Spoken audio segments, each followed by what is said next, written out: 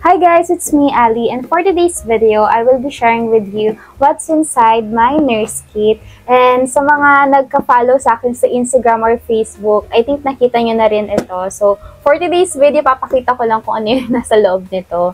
Ayan, para magkaroon lang kayo ng idea kung paano ba maging staff nurse dito sa Philippines, ganyan. And kung ano talaga yung mga usually essentials natin. This is not my idea. Nakita ko lang to sa mga ka-work ko, sa mga seniors ko. Like, halos lahat sila may mga ganito, sariling containers for their pencils, calculators, etc. And sobra kong na-influence kasi ang organized natin, like, hindi magiging kalat-kalat yung mesa nila. So, yan, bumili na ako ng sarili ko. So, start na natin agad. So, this container, guys, nabili ko lang siya sa Shopee for only 130 something. So, napakamura niya, guys. Pero, okay naman yung quality niya. Hindi naman siya mukhang cheap, ganyan. Carry lang, carry lang. Lalagyanan lang naman ng mga, mga pencils, calculator, etc. So, goods naman siya. And napaka-cute niya, guys. Oh, ganyan siya buksan. Tapos, tada! Ganyan. Cute! Available lang yata ito in 2 different colors lang eh. Pink and purple. So, kung gusto niyo din ng ganito, guys, description box lang nandun lahat ng mga links ko. O kaya, pindutin nyo lang yung My Collection Shop, ganyan, sa description box. And ito pala, guys, itong leather na may pangalan ko. Wait lang. Makita ko. Ayan. Ayan. Ano lang to, nabili ko lang din to sa Shopee, pina-personalize ko. Pwede nyo rin palagyan ng ganito yung mga stethoscope nyo para naman hindi mawala and alam nila na sa inyo yung stethoscope. So, I think ano lang to, mga 40 pesos something lang. Doon lang sa description box. Bubudulin ko kayo, guys, sa video na to. And then, ito na siya. Tada! Apaka-spacious niya. Madaming makakarga dito, guys, as in. So, start tayo dito sa my first layer. So, ang una kong papakita sa inyo ay ang aking mga pencils. And of course, may kulay pink dyan. My favorite. Ayan. And, ginagamit namin to sa Cardex. Ayan. Kasi, syempre, pag sakaling nagawa na yung isang laboratory or like, kung natapos na yung gamot ng isang pasyente, erisin na lang namin. Para naman, hindi na magulo, maiwasan din yung medication errors and stuff. Ganyan. So, pencils, a need talaga para sa aming mga nurses. And then, next, ayan, eraser. And apaka-cute nito, guys. Tingnan nyo. Ayan, o. Oh. Ang cute. Ayan. Ito, panggamit lang namin, pang-erase sa, sa mga natapos ng gamot, ganyan. And then, next, ruler. Ayan. 6 inches ruler to. Ayan. Kasi pang-plot lang namin to sa TPR sheet. Ayan. Diba, daming sulat-sulat, documentation kapag nurse ka talaga. Ayan. And, next dito, ayan, mga ball pen. Mga ball pen. Ayan. And, blank ink ito, mga sis. And of course, kulay pink siya. Tapos may mga Hello Kitty dyan. Kurumi. Mga favorite cartoon characters ko. Ayan. Nga pala, guys, lahat ng mga pinapakita ko sa inyo, available lahat sa Shopee. So, i-check nyo na yung, yung link na nilagay ko sa description box. Ayan. Ang lang kasi namin, tawag doon, sa hospital namin, 2 pens lang ang ginagamit namin. Black and red. Black ay para sa day shift, tapos red naman sa mga night shift. Ganun. Pag night shift kami, rather. Then, ito yung red, ko. Yan, red na mga ball pens ko. Mga Muji type pens. Yan. Minsan, Muji yung ginagamit ko. Kaya lang kasi, laging nawawala yun. So, kahit anong klase, kahit mga cheap lang na ball pens. Ang mahalaga sumusulat, tapos hindi sumasabog. Ayan. Tapos, next naman ay ito. Ito, nakita ko lang to sa Shopee. Nung una, hindi ko alam kung ano to. Pero, pala siya, nilalagay pala siya sa mga daliri natin kapag nagsusulat, para hindi magkaroon ng kalyo. Ayan. So, a must para sa ating mga nurse kasi sulat tayo ng sulat. Ayan. Sorry.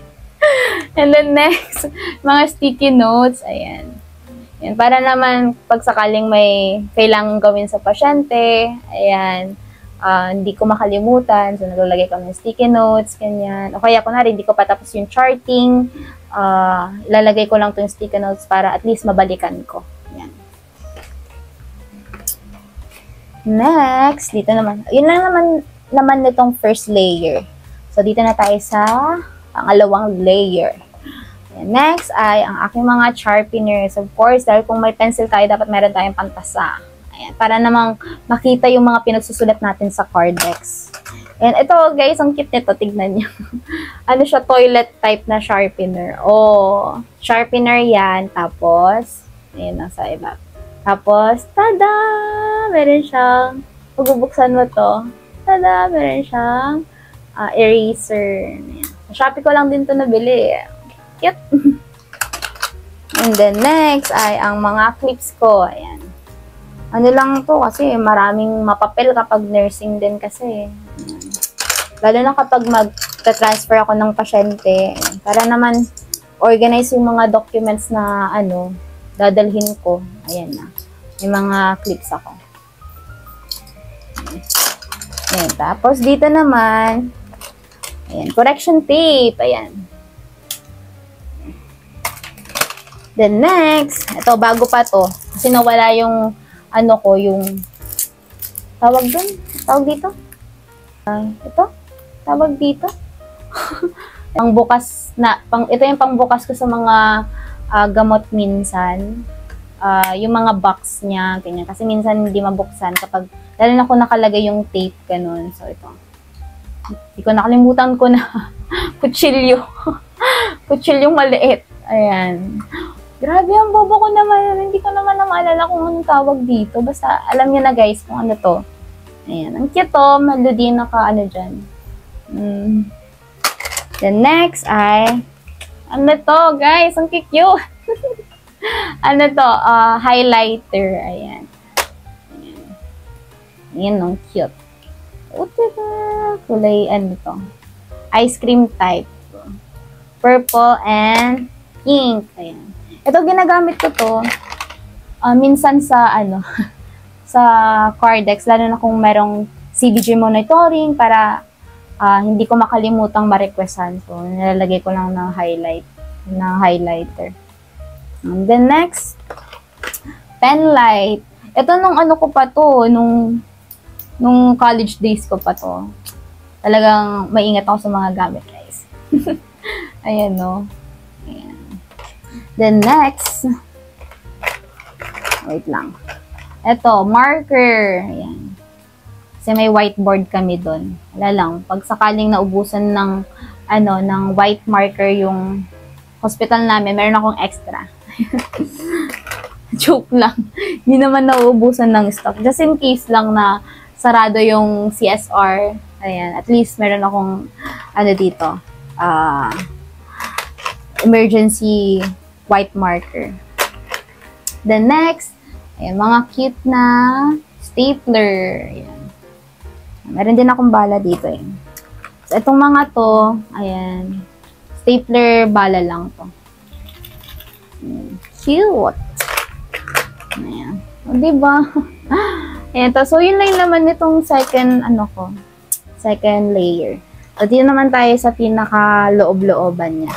So, may extra, ako dito, pencils. Of course, kulay pink yan. Ang cute niya, oh. Tada!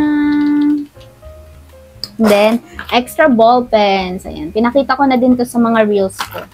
Oh. Buy na kayo. And ito rin. Ayan. Pinakita ko na din to sa mga reels ko. Kurumi. Available din siya sa cinnamoroll na design. Tapos, Hello Kitty. So cute. Mga black inks ito. And then next, tada! Calculator. Ayan. Ito, bago na siya. Wala na yung mga previous calculators ko kasi nasira na.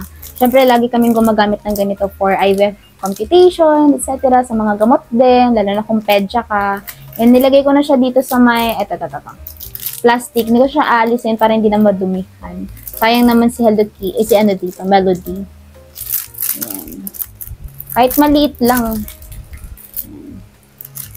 Tada! Then next, wait lang.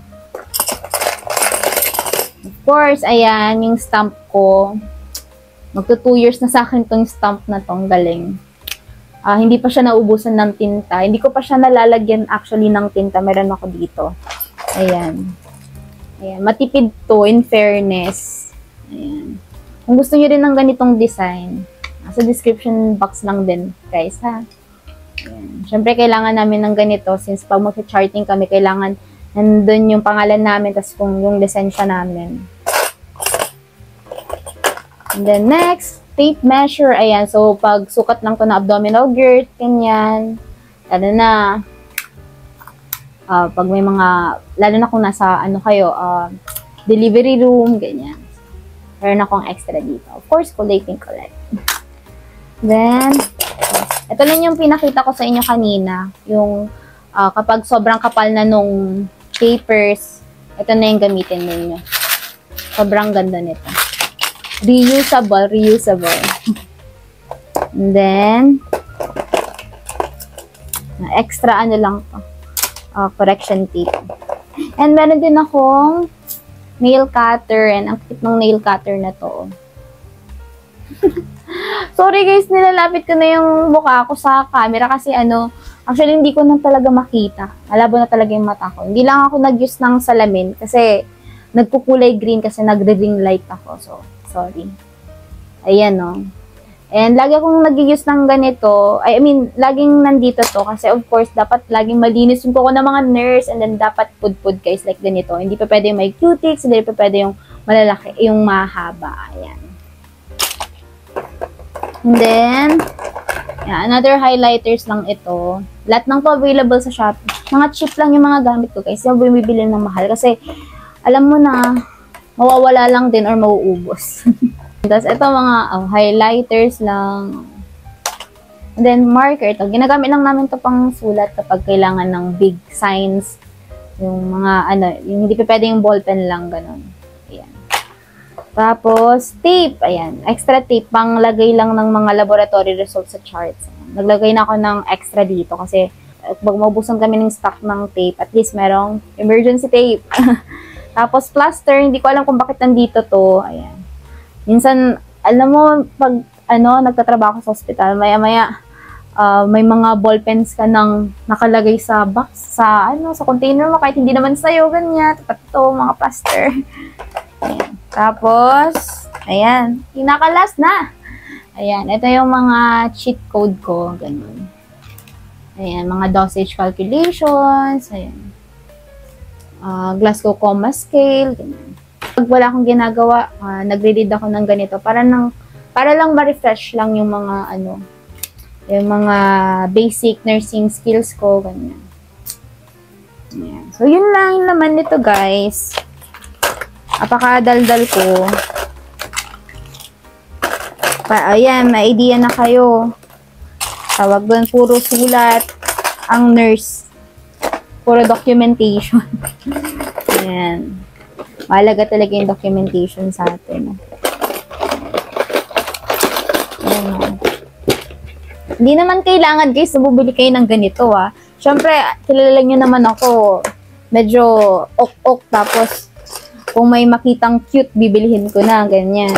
Hindi naman kailangan ganito yung bibilihin ninyo. Binigyan ko lang kayo ng idea kung paano maging kung ano yung usually nakalagay dito. Sorry guys, parang puyat na ako kasi kakatapos lang ng duty ko. Ayan, so, yun lang guys, dito na magtatapos tong video ko na to. Sana nag-enjoy kayo and abangan nyo pa yung mga susunod kong vlog. So, yeah, thank you guys! See you on my next video! Tutulog na ako, pagod na ako.